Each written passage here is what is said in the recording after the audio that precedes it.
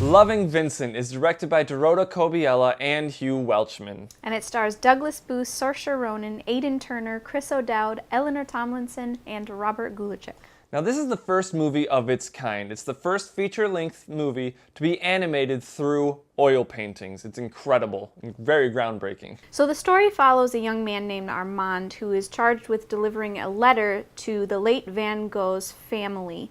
Now, this story takes place a year after Van Gogh's mysterious suicide. And as Armand goes through and trying to find the family, he learns all of these different backstories of Van Gogh's actual death and the weeks leading up to his death. And it is very interesting. Yes. Very interesting. Very visually appealing too.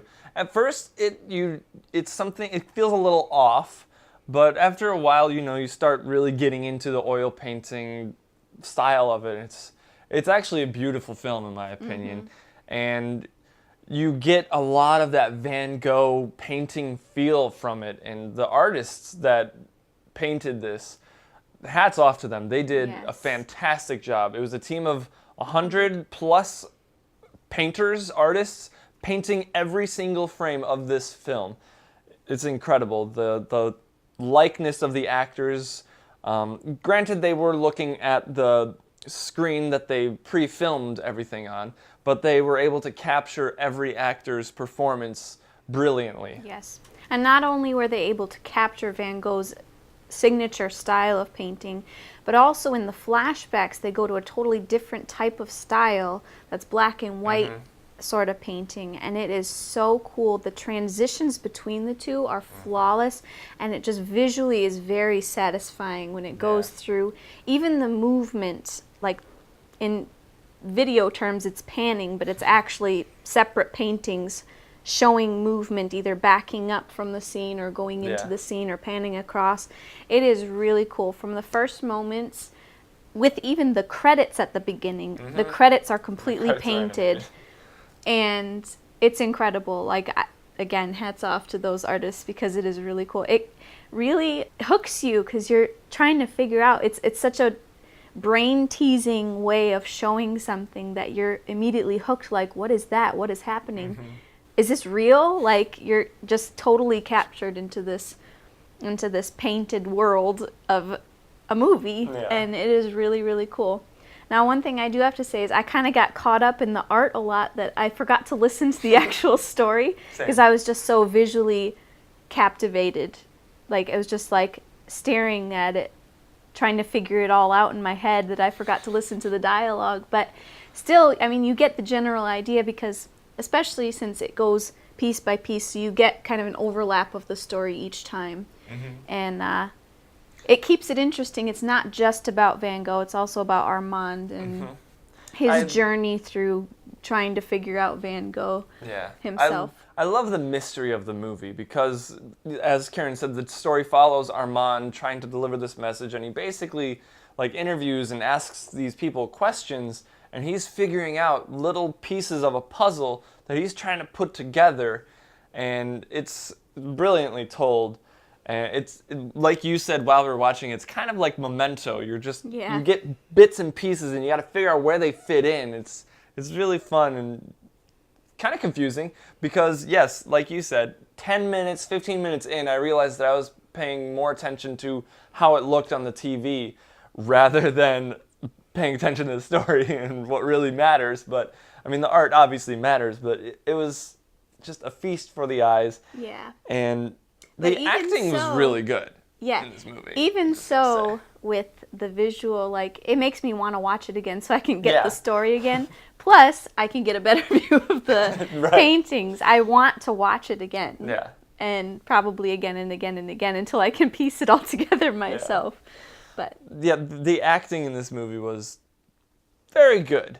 I can't think of a performance that stuck out to me as being bad, to be honest. Everyone was good. Everyone had their moment to shine. Everyone had their story to tell, and it was good. Yeah, and Douglas Booth, I think, was really phenomenal because he's the one that's in it every single scene, basically, besides the flashbacks with Van Gogh. But I thought he did an awesome job. And like you said, with every character, you got the bits and pieces of the characters that they needed. Plus, you not only get them, but you get other people's perspective of them as he interviews pieces of the story of people who were there. And it is just really, really neat. Yeah.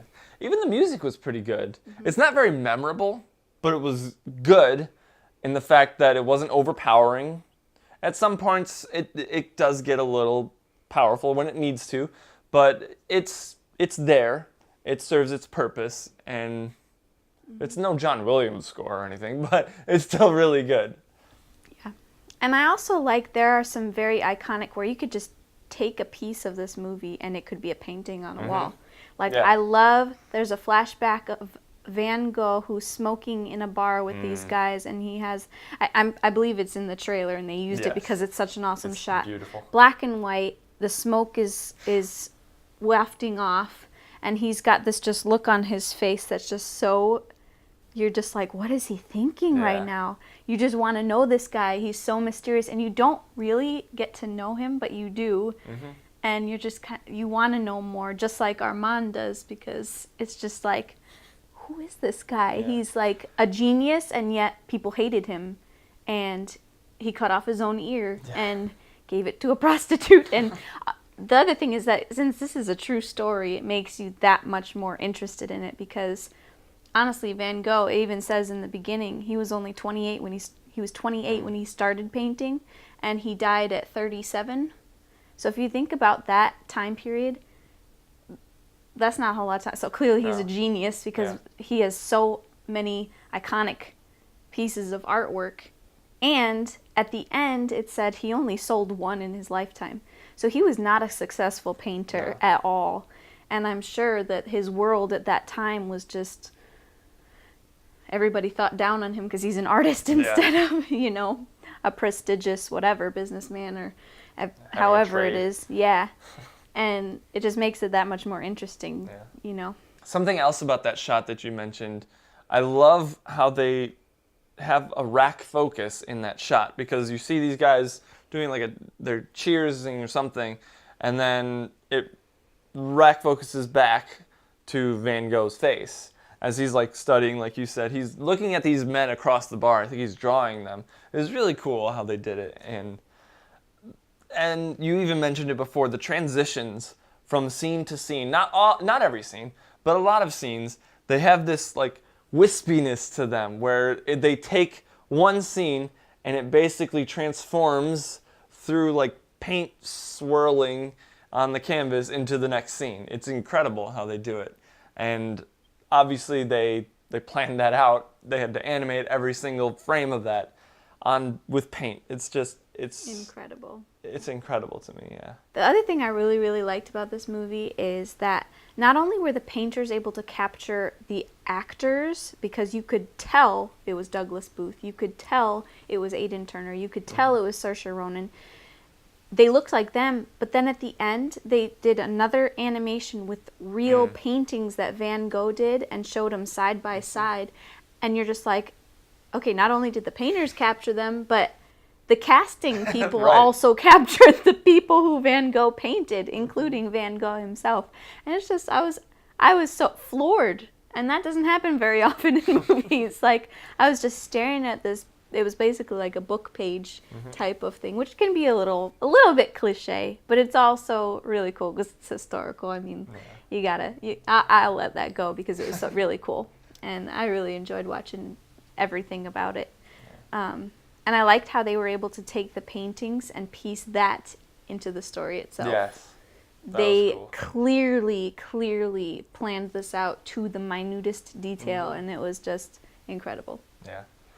Overall, this movie is really good. There's very little for me to complain about. Maybe some of the movements of the camera were a little jarring at some points, more on the wide angles, because I mean, it's hard to paint when it's hard to animate paintings. So I got to give them a break, but it does hurt my eyes every now and then when they're showing a wide shot. And there's one shot of a crow that just it took me out of the movie really quick because it flew like a crow would never fly. But other than that, like, this movie is really great. Maybe the aspect ratio throws me off a little bit too. I believe it's 4:3, if I'm not mistaken. But I have to give Loving Vincent an A. It's a great movie. It's groundbreaking. It's painted. It's beautiful. I also have to give Loving Vincent an A. I just thought it was really, really well done in almost every aspect, where I was just captivated from the start to finish. And yeah, it was a little bit hard to follow the story at times because I was so captivated by the painting, but at the end I was like, I want to watch it again, which is awesome. So I would recommend it, even if it's just to take a break from the normal everyday movies, superhero explosions, action film. This is a lot slower, but it still keeps your interest, so I would definitely recommend seeing it. So what did you guys think of Loving Vincent? Have you seen it yet? Did you like it, love it, or hate it? Let us know in the comments below. And if you like this video, be sure to give it a big old thumbs up, hit the subscribe button, and make sure you hit that bell icon so you can be notified of when we upload new content. And as always, thanks for watching, and we'll see you in the next video.